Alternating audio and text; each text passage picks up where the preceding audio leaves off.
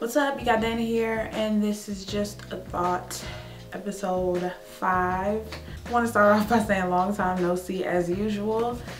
Been busy, straight up. Avactis Pro-Meth Codeine is going to cease production of this high-end cough syrup, and I mean some of its like most notable users are Justin Bieber and Soulja Boy, and I think it's a good thing. Honestly, I feel like that brand right now, the only reason why that cough syrup even got so much visibility is because of celebrities using it. So I feel like it was a big move for them as a pharmaceutical brand to say, hey, even though we're making money hand over fist because of this cough syrup, we're doing more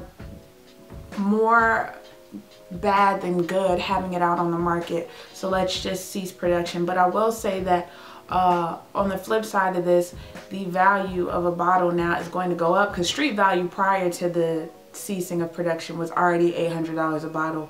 So I can only imagine how much a bottle is going to cost now that there's a limited supply of it. And it's going to be like Quaaludes were in the 80s, you know. So for everybody who Sizzurp and who partakes in that particular brand, I hope you got a plug. I hope you've got some extra dollars in your pocket, because it's not going to come cheap to get it, especially considering the fact that production has completely stopped. So you might want to find yourself a new brand, you dig? Next thing that I was reading about, and this is hilarious to me, yesterday on Twitter, the New York City Police Department put out a hashtag that was called My NYPD.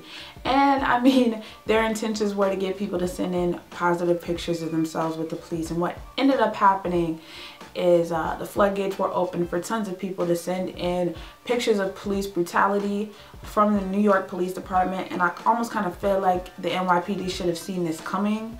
I mean, who in their right mind would have thought that a police department, especially one so notable for having a history of police brutality, didn't think that people were going to use this opportunity to expose their experiences with the NYPD. Also too, I just think it's alarming the amount of video footage and photo footage that there is out there of people being fucked with by the NYPD. Like, there are people being beaten up for jaywalking, and there were people yoked up during protests. There's a journalist who was beaten with a baton. Like, the list goes on and on of the atrocities that were caught on camera, you know, and via photograph. Next thing is I watched the Hitman Clips battle, and I gotta say that I don't know, I almost kind of feel like St. Louis as a whole is falling off, but I personally feel like Hitman, it was either 2-1, 3-0 for Charlie Clips, depending on how you looked at the first round. For me personally, I feel like the first round was the closest round, round 2 and 3. It wasn't really a contest. I feel like Clips got those rounds clearly.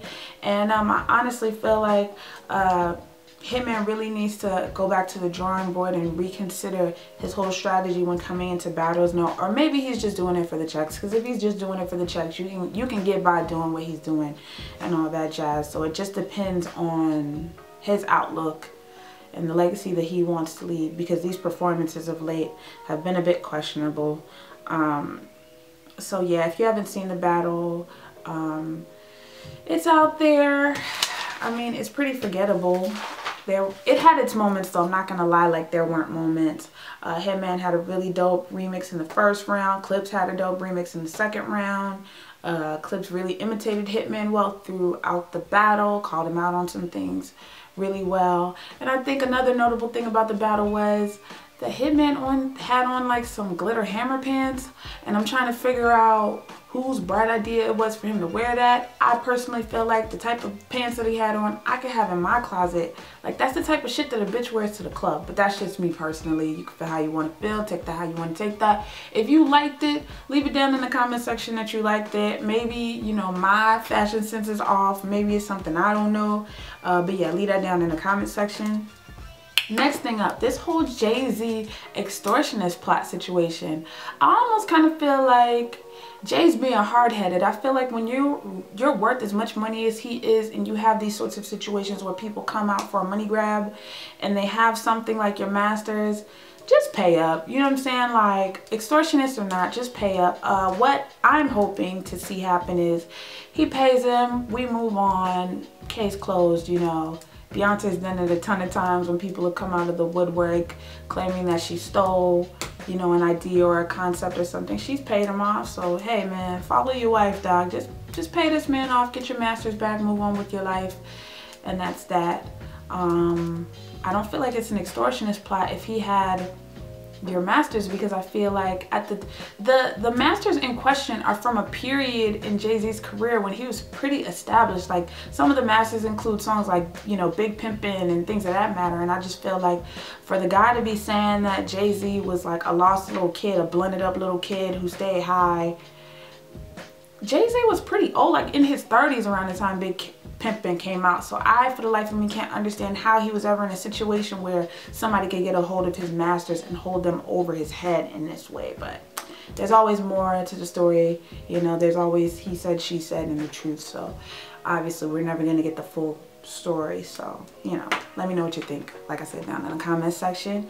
And this whole Wu-Tang Clan situation with Christ Bearer, aka Andre Johnson, I feel like this is literally a repeat situation of the situation that happened with the singer Houston back in the day. I don't know if y'all remember, but Houston was a singer who ended up being a one-hit wonder, and he had a song called I Like That. McDonald's picked it up, and it was like a theme song for a huge McDonald's ad campaign.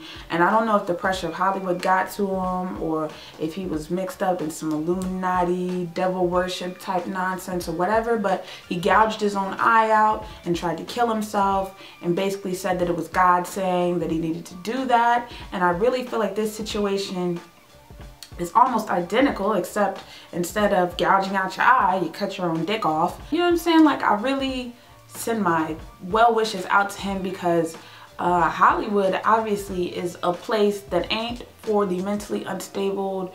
It's not meant for those who are weak at heart. Obviously, it's definitely being in the belly of the beast. And if he's got like some deep-seated demons that he's dealing with, I hope he gets help, because doing that, a normal person in their right mind wouldn't do that. No one castrates themselves like someone in their right mind anyway. And seeing as how he was in a notable group affiliated with a much more notable group, I just don't understand, you know, what his thought process was and his conviction in thinking that God had anything to do with him castrating himself.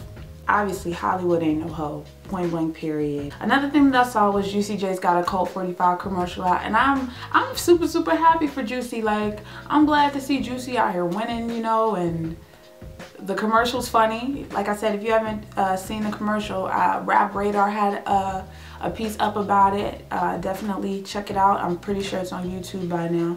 And the last thing that I wanted to talk about before I wrap up this episode of Just a Thought was this whole Mimi Faust sex tape situation. Y'all are some self-righteous asses, yo. I have to say, like, it's a lot of women out there who are going in on Mimi, and I kind of feel like, what you going in on her for? First of all, that sex tape is probably like the biggest sex tape of the year. I was like, it had over $400,000 in pre-sales. Like, obviously, you know, this isn't a leaked sex tape, because, you know, they had a meeting with Vivid, they drafted contracts up, they were very organized about this whole thing. And from the looks of it, the way that it was filmed, obviously there was somebody filming them. So, you know, let's be clear, this was not no secret sex tape. This was a production. Like, let's just be clear.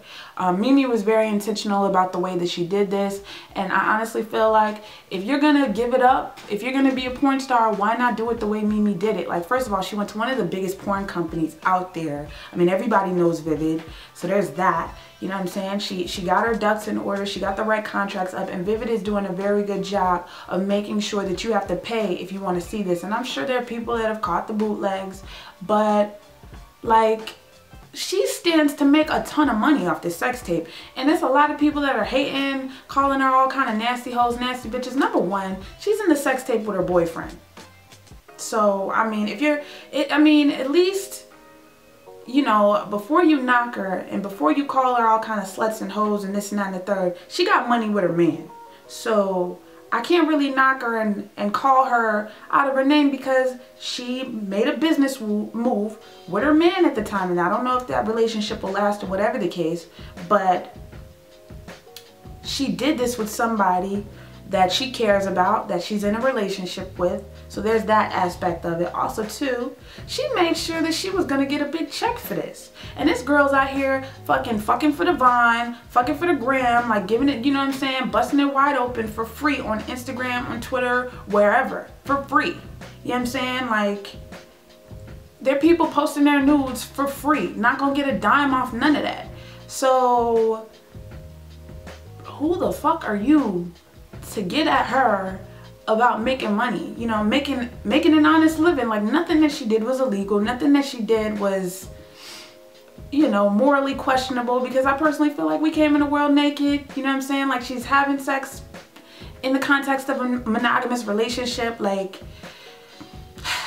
and then on top of all of that, you know, there are people that are saying, oh, well, what if her daughter sees this? First of all, Stevie J got a tape where he's, you know, finger popping and dildo popping Eve. So she was already going to see that regardless. And I personally feel like that's going to be on Mimi to have that conversation with her daughter when she's old enough to understand and when these things come back. And who are we to judge her one way or the other? Like, if it ends up being a situation where her daughter is fucked up, what that got to do with you? Like, why are you losing sleep over the fact that she decided to, you know what I'm saying, pop her pussy on camera and get a check for it? Like, I really don't get how people's minds work, and I don't understand why people are so invested in other people's business. Because at the end of the day, Mimi's decision making about her personal life and about things that will affect her daughter down the line don't have shit to do with me, won't affect me at all. Like, I'm not gonna lose no coin, no sleep, nothing over Mimi, you know what I'm saying, getting it in on an industrial strength shower rod. I mean, at least if you're gonna do something like that, be in control of this situation. So shout out to Mimi, you winning, boo. You know what I'm saying? I ain't gonna buy it. You know, I'm gonna wait for the bootleg. Check it out. I saw the trailer. It wasn't all that to me, to be perfectly honest with you. I mean, it was just a couple fucking. You know, the only thing that was remotely exciting was the shower rod situation, and I was more just entranced by the fact that that shower rod kept her up and did not budge. But hey. And the last thing before I dip off is Rap Grid Radio. I'm a co-host on Rap Grid Radio. Me, Direct, and Sunny Bamboo, and someone else. I don't want to name them until it's all set in stone and confirmed. We did our first show on Monday, and our first guest was Daylight. It was a really, really dope interview that we did with them. As soon as the footage is out, of course, I'll be dropping another blog to let people know to go and check it out. But please, once we're up and running, I hope all of y'all who watch my channel will support it and show me love. I'm sure that I'll be saying a lot of things on there that are unpopular opinion, as I do on this channel. I've never been the type of person to kind of hold my tongue about the way that I feel about a battler or a rap situation or anything hip-hop related. I've always been the type of person to express my opinion. So I'm hoping that all of y'all will, yeah, definitely show your support. And yeah, this is really big for me. I'm really looking forward to seeing what's gonna come of this.